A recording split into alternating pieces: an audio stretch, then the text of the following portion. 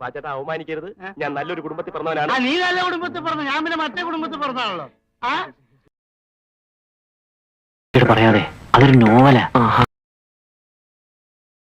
അപ്പൊ മൂലം തിരുന്നാൾ വലിയ ക്യാമറാണില്ലേ എന്ന് ഞാൻ തന്നെ എങ്ങനെ പറയാ?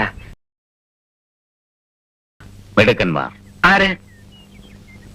3 പേരും.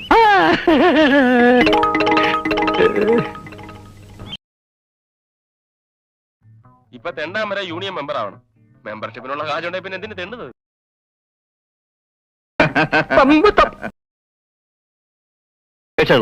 ഓ ഇതെന്തുവാ ഇത്? എന്റെ റബ്ബേ, നീ എന്നെ കുത്തുവാൾ എടുപ്പിക്കല്ലേ.